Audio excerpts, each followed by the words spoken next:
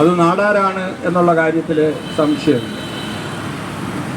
നാടാരുടെ വിവിധ വിഷയങ്ങൾ ഉന്നയിച്ചുകൊണ്ട് ഞങ്ങൾ സമരം തുടങ്ങിയിട്ട് കുറച്ച് കാലമായെങ്കിലും എൻ്റെ പ്രായത്തോളം ഉള്ള KNMS ഒക്കെ 1400 1700 ദിവസം ഇവിടെ സമരം ചെയ്തിട്ടുണ്ട്.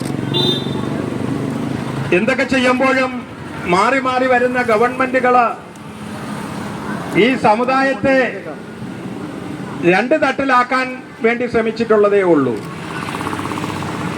എനിക്ക് ഓർമ്മ വരുന്നുണ്ട്, കരുണാകരൻ ഉണ്ടായിരുന്ന സമയത്ത് KNMSന്റെ നല്ല സമയം നാടാരെ സ്ഥാനാർത്ഥിയാക്കാൻ അവിടെ ഒരു ചർച്ച നടന്ന് ഒരുവിധം എല്ലാവരും അംഗീകരിച്ചു വന്നപ്പോൾ എഴിച്ചു പോയപ്പോൾ ഒരു നാടാരോട് കരുണാകരൻ ചെവി പറഞ്ഞ് നീ വലിയവനായ മോശം വന്നു. അവിടെ വെച്ച് തന്നെ അയാൾക്ക് തോന്നി ഞാൻ MP ആവണേണ് നല്ലതെന്നാണ്. അവിടെ തുടങ്ങി തർക്കം. ഈ നാടാരെ ചെവി പറഞ്ഞുകൊണ്ട് രാഷ്ട്രീയക്കാരന്മാര് തമ്മിലടിപ്പിച്ച് നശിക്കുമ്പോൾ അതിൽ നിന്ന് പാഠം പഠിച്ച ഒരു ജനതയാണ് നാടാർ സംയുക്ത സമിതിയായിട്ട് ഇന്ന് ഇവിടെ എത്തിയിരിക്കുന്നത്. എന്നോട് ഈ സമരം കഴിഞ്ഞ ഒരു 3 വർഷം കൊണ്ട് ഞാനൊരു സമുദായ പ്രവർത്തനമൊന്നും ചെയ്യണില്ല. കൊറോണ ഒക്കെ വന്നങ്ങനെ ആശുപത്രി അങ്ങനെയൊക്കെയാണ്. സംഘടനയുടെ സംസ്ഥാന പ്രസിഡന്റ് ഇവിടെ ഇരിപ്പുണ്ട്, ശ്യാമിലേക്ക്. ഞാൻ ഇതിൻ്റെ ആ താല്പര്യം വെച്ച് വന്നതേ ഉള്ളൂ. ഒരുപാട് നാടാർക്ക് ഒരുപാട് സംഘടന ഉണ്ടല്ലോ എന്ന് ചോദിച്ച നമ്മുടെ സമുദായത്തിലെ ഒരു MLA ഞങ്ങൾ KNMSന്റെ പ്രസിഡന്റൊക്കെ കൂടി പോയപ്പോൾ സഭകളെ എല്ലാം കൂടി ഒന്നിച്ച് ചേർത്തോണ്ട് വരാൻ. സഭയൊന്നും ഇതിൽ കൂട്ടിച്ചേർക്കണ്ട, നാടാര് ചേരും. ഒരുപാട് സംഘടന നാടാർക്കില്ല, 4-5 സംഘടനയുള്ളൂ. ഈഴവന് 43 സംഘടനയുണ്ട്, മുസ്ലിമിന് 76 സംഘടനയുണ്ട്. ഞങ്ങൾക്ക് ഇനി 25 സംഘടന കൂടി ഉണ്ടായാലും നമുക്ക് പേടിയൊന്നുമില്ല, നമ്മൾ ഒന്നിക്കും. നമ്മൾ ചന്ദനക്കുറിയിട്ട ഹിന്ദുവും കൊന്ത ധരിച്ച ക്രൈസ്തവനും ഓരമ്മ മക്കളാണ്, അത് നാടാർ മക്കളാണ്.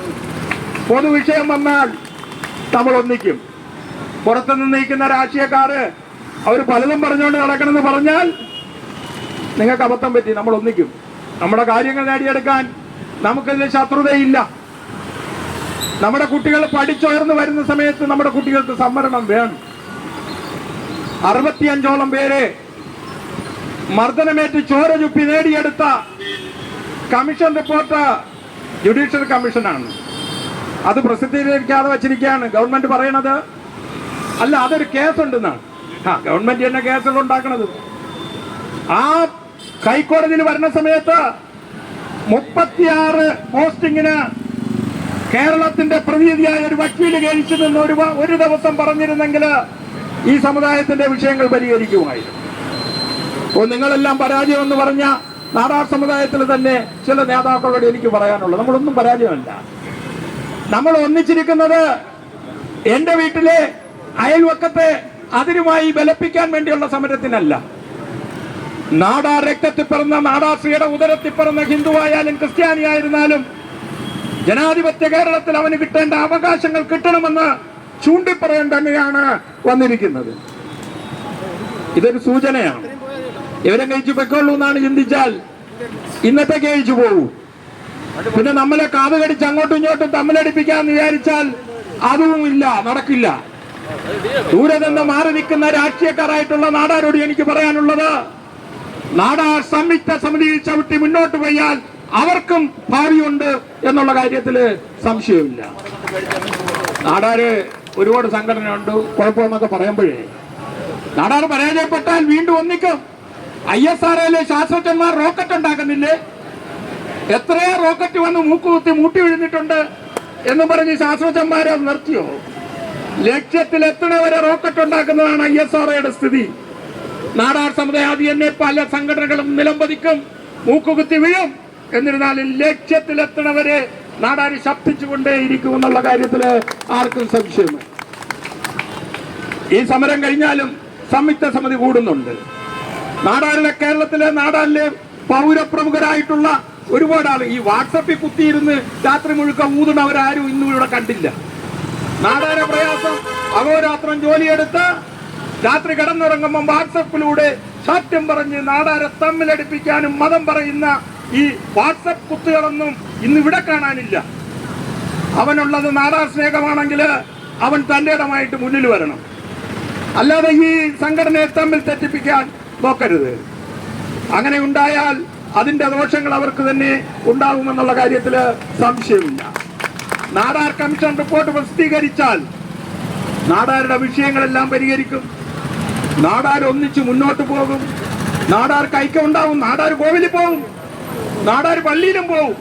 പള്ളിക്കാരനെയും കൂടി പിടിച്ച് നിങ്ങൾ ഒന്നിപ്പിച്ച് കൊണ്ടുപോകാന്ന് പറയണ നമ്മളെ MLA സ്ഥിതി ദയനീയമാണ്. അവിടെയൊന്നും നമ്മൾ തൊടുന്നില്ല. ഞായറാഴ്ച പള്ളിയിൽ പോകുന്ന, വിവിധ പള്ളികളിൽ പോകുന്ന ആളുകൾ ഇവിടെ ഇരിപ്പുണ്ട്. വ്യാഴാഴ്ച ഞായറാഴ്ചയൊക്കെ വിവിധ കോവിലുകളിൽ പോണവരിവിടെ ഇരിപ്പുണ്ട്. മതം അവന്റെ വിഷയമായിട്ടിരിക്കട്ടെ. നാടാര വിഷയങ്ങൾ 1, 2 എന്ന് പറഞ്ഞ് നമുക്ക് പരിഹരിക്കാൻ കഴിയും. നാടാർ സമുദായം സമരത്തിലേക്ക് തെരുവിലിറക്കിയാൽ മുമ്പിരുന്ന അച്യുതാനന്ദനെ 3 പ്രാവശ്യം തടഞ്ഞു. ഉമ്മൻചാണ്ടിയെയും 2 പ്രാവശ്യം തടഞ്ഞിട്ടുണ്ട്. ഇനി കരുത്തറ്റ സംഘടനകൾ കൂടി രംഗത്ത് വന്നിരിക്കുന്നു. നാടാർ സമുദായത്തിന്റെ മനസ്സിലുള്ള KNMS പോലുള്ള പ്രസ്ഥാനങ്ങളൊക്കെ സമരരംഗത്ത് വരുന്ന സമയത്ത് ഇനി ഒരു അംഗത്തിന് ബാല്യമുണ്ട് എന്ന് ജനാധിപത്യത്തിന്റെ ശ്രീകോവിൽ നോക്കി പറയുകയാണ്. അളമുട്ടിയാൽ ചേരയും കടിക്കും.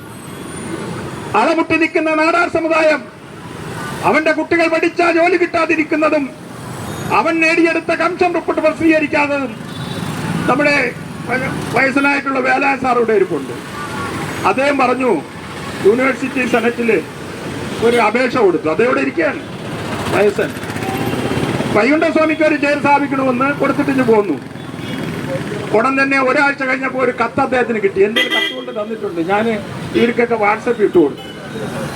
കമ്മീഷൻ അദ്ദേഹം വിചാരിച്ചു, വേലാ സാർ വിചാരിച്ചു വൈകുണ്ഠസ്വാമിക്ക് ചെയർ അന്ന് തന്നെ കൊടുക്കുമെന്നാണ്. കത്ത് വന്നപ്പോൾ പൊട്ടിച്ചു നോക്കിയപ്പോൾ കൊള്ളാം, നല്ല ഐഡിയ ആണ്, 2.5 കോടി രൂപ അടച്ചൊക്കെ. സാർ ഞെട്ടിപ്പോയി. ഇതായിരിക്കുന്നു വില. നാടാർ സമുദായത്തിന് നവോത്ഥാന നായകനായിട്ടുള്ള വൈകുണ്ഠസ്വാമിക്ക് ഒരു ചെയർ സ്ഥാപിക്കണമെന്ന് പറഞ്ഞാൽ 2.5 കോടി കൊണ്ട് അടയ്ക്കാൻ പറഞ്ഞ ഗവൺമെന്റ് അതേ ആഴ്ചയിൽ തന്നെ അവിടുത്തെ സെനറ്റിൽ അവതരിപ്പിച്ച ഫൈനാൻസ് ഡിപ്പാർട്ട്മെന്റ് ചെയ്യാമെന്ന് പറഞ്ഞിരിക്കുന്നു. ഞാൻ പറയുന്നത് വേറൊന്ന്, അയ്യാ വൈകുണ്ഠസ്വാമിക്ക് മാർച്ച് 12 അവധിയായിരുന്നു വർഷങ്ങൾ കൊണ്ട്. അവതാര ദിനം മഹാവിഷുവായ ദിവസം വേണമെന്ന് ഇവിടെ നേതോ സംഘടന ആവശ്യപ്പെട്ട് മാർച്ച് 12 മാറ്റി. കിട്ടുന്നതെല്ലാം തമ്മിൽ കുത്തി തീക്കുന്നതിനുപരി നിൽക്കുന്നവൻ ഉറച്ചു നിന്നാൽ ഇനിയും നമുക്ക് നേടിയെടുക്കാനുണ്ട്. ഇവിടെ ഇലക്ഷൻ വരുമ്പോൾ സംഘടന ഓഫീസുകൾ കയറി ഇറങ്ങി ഇടതിനെന്നോ വലതിനെന്നോ BJP എന്നോ ഇല്ലാതെ എല്ലാവരും കയറി ഞരങ്ങുന്ന സമയത്ത് ഈ സമുദായത്തിന്റെ ഗുണമില്ലാത്തവൻ വന്നു കഴിഞ്ഞാൽ മുഖത്ത് നോക്കി ചോദിക്കാനുള്ള ചങ്കൂറ്റം വേണം. ഈ സംയുക്ത സമിതി എടുക്കുന്ന സംഘടന പ്രവർത്തനങ്ങൾക്ക് സജീവമായിട്ട് ഞാനും ഉണ്ടാകും. പണ്ടത്തെ പോലെ സജീവമൊന്നും ഞാൻ ഏൽക്കുന്നില്ല. കാര്യം കുറച്ച് ആരോഗ്യ പ്രശ്നമൊക്കെ ഉള്ളത് കൊണ്ട് ഇവിടെ വന്ന് സംസാരിച്ചിട്ട് പോണ ജോലിയേ ഉള്ളൂ. എന്നാലും നിങ്ങളെല്ലാം സംഘടിച്ചിറങ്ങിയ സ്ഥിതിക്ക് ഇനിയുള്ള സംഘടനകൾക്കും ഭ്രഷ്ട് കൽപ്പിച്ചിട്ടില്ല. അവർക്കുമെല്ലാം സധൈര്യം കയറി വരാം. ഈ മുദ്രാവാക്യത്തിൽ ഊന്നിരുന്നുകൊണ്ട് ഈ മൈക്കിൽ ഞാൻ വന്നിടം പറഞ്ഞു, സംഘടനകളെ കുറ്റം പറയാൻ ഈ മൈക്കിന് ഉപയോഗിക്കരുത്. അഭിപ്രായ വ്യത്യാസം ഒരു വീട്ടിൽ 7 പേരുണ്ടെങ്കിൽ 7 മക്കൾക്കും അഭിപ്രായ വ്യത്യാസം ഉണ്ടാവും. അത് പാകിക്കുന്ന സമയത്ത് അതിന് തർക്കമുണ്ടാവും. അവർ തമ്മിലടിക്കും. അമ്മയും മരുമോളും പിണക്കമുണ്ടാവും. ഇതെല്ലാം ഇതിനകത്തുണ്ട്. അത് നമ്മൾ സഹിച്ചു. അതിലൊന്നും വേറെ ആരും ഇടപെടേണ്ട ആവശ്യമില്ല. നാടാർക്ക് പ്രശ്നങ്ങൾ വന്നാൽ പരിഹരിക്കാൻ അത്യാവശ്യം കാരണവരായിട്ടുള്ള മുതിർന്ന നിരവധി ആളുകൾ ഇവിടെ ഉണ്ട്. അതുകൊണ്ട് ആരുമിനി എല്ലാവരും ഈ സംയുക്ത സമിതിയിൽ ഊന്നി മുമ്പോട്ട് പോവുക. അവരുടെ സംഘടനാ പ്രവർത്തനം നടക്കട്ടെ. KNMSന് വിശാലമായിട്ട് അവരുടെ പ്രവർത്തനം നടക്കട്ടെ. അതുപോലെ തന്നെ നമ്മുടെ സുനിൽ നാടാരുടെ ഇനി ഏതെങ്കിലും പ്രസ്ഥാനം ഉണ്ടെങ്കിൽ അവരും ഒക്കെ പ്രവർത്തിക്കട്ടെ. എല്ലാവരുടെ ശക്തി കൊണ്ട് നാടാർ സംയുക്ത സമിതിയുടെ സമരം അടുത്ത 1.5 വർഷം കഴിഞ്ഞാൽ പഞ്ചായത്ത് തെരഞ്ഞെടുപ്പാണ്. ഈ പഞ്ചായത്ത് തെരഞ്ഞെടുപ്പ് വരുന്ന സമയത്ത് മത്സരിക്കാൻ വേണ്ടി മാത്രം നാടാരെ കാണാൻ വരുന്ന ആളുകള് ഏത് പാർട്ടിക്കാരനായാലും അവന്റെ ജീവിതത്തിൽ ജയിക്കരുത്. അവൻ ഇവിടെ നാടാർ സംയുക്ത സമിതിയുടെ ആവശ്യങ്ങളിൽ ഒരു വാക്കെങ്കിലും പറയാൻ തയ്യാറാണ്. കോൺഗ്രസ് ആവട്ടെ, കമ്മ്യൂണിസ്റ്റ് ആവട്ടെ, BJP ആവട്ടെ, ഞാൻ നിൽക്കുന്നത് NDAയിലാണ്. ഞാൻ NDAയിൽ നിൽക്കണമെങ്കിൽ എനിക്ക് 1-ാം സ്ഥാനം എന്റെ സമുദായമാണ്. അരീക്കര ലോറൻസ് നിന്ന സമയത്ത് ഞാൻ NDAയിലായിരുന്നില്ലേ? ലോറൻസിന് വേണ്ടി പരസ്യമായിട്ട് ചാനലിലൂടെ പ്രസ്താവന പറഞ്ഞ് ഏറ്റവും നല്ല സ്ഥാനാർത്ഥി എന്ന് പറഞ്ഞ് നട്ടല് കാണിച്ചിട്ടുണ്ട്. ഞാൻ ഒരുത്തന്റെയും കീഴിലല്ല, സ്റ്റീവൻ. അതുപോലെ തന്നെ ആരുടെ കീഴിലും ഞാൻ പ്രവർത്തിച്ചിട്ടുമില്ല. ഇനി എനിക്ക് പറയാനുള്ളത്, നമുക്ക് മുമ്പർമാരുണ്ടാവണം, നാടാർ മുമ്പർമാര്. നമുക്ക് MLA മാരുണ്ടാകണം, നമുക്ക് MP മാരുണ്ടാകണം. അതിന് മുൻതൂക്കമായിട്ട് KNMS തന്നെ മുന്നോട്ട് പോകണം. അവരുടെ പ്രവർത്തനങ്ങൾക്ക് അണ്ണാൻ കുഞ്ഞും തന്നാലായതെന്ന് പറഞ്ഞതുപോലെ VSTP ഉണ്ടാവും, അതിൽ സംശയമൊന്നും വേണ്ട. VSTP 20ാം വർഷമാണ്.